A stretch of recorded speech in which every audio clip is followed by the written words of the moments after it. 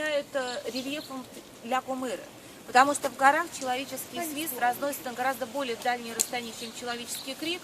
В условиях ля Гомеры, в зависимости от направления ветра, от погодных условий, свист может распространяться на расстоянии от 2 до 5 тысяч метров. А какой был рекорд? 6800. 6800. Это рекорд, который был установлен когда? В 2009 году.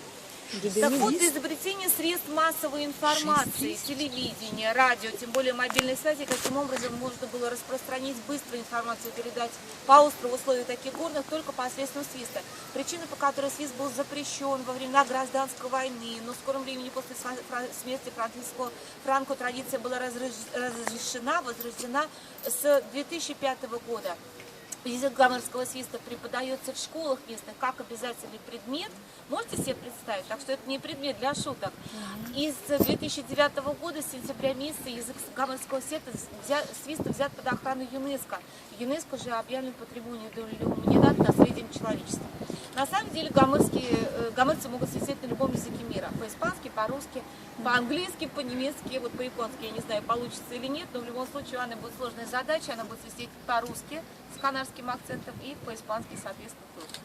И приветствие, прежде всего, добрый день, добро пожаловать на Гомеру, Buenos días, bienvenidos a la Gomera.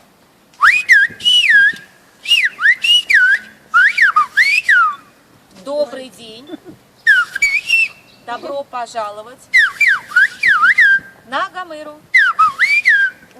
Принцип ясен. Но не ей проще высветить, нам проще услышать. Допустим, бутылка красного вина по-испански. Una botella de vino tinto. Бутылка красного вина. Понятно. Какие еще будут предложения у нас просвистеть? Гедеминос.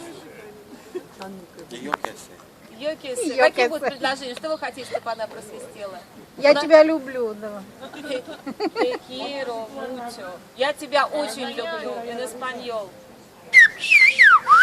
Te quiero mucho. Я тебя люблю. Я говорил, что гомерцы также уникальны своим диалектом. Они не хотят произносить слов, где шипящие звуки. Как я говорил, мучачу, они говорят мутятю.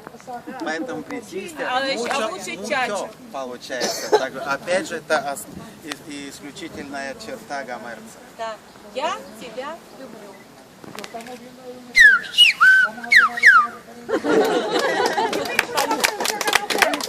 А палец на засов, вы правильно обратили внимание, это один из способов гомерского свиста. Свистун выбирает один раз на всю жизнь палец, причем в зависимости от пальца меняется тембр звука, характер свиста, они друг друга узнают по характеру, по тембру звука. И палец складывается вот таким образом, совмещается с кончиком языка, все это плотно помещается в рот, плотно прикрывается губами. И язык гуляет по костяшке пальца, в зависимости от расположения языка по отношению к костяшке, тембр звука меняется, и, соответственно, можно уже слова высвистывать. Но самое главное в свисте гомерском – это работа диафрагмой, потому что они не щеками свистят, они работают диафрагмой, и чтобы правильно научиться дышать, работать диафрагмой, тем более говорить посредством свиста, на это уходит, конечно, месяцы и даже иногда годы. Вот такая история.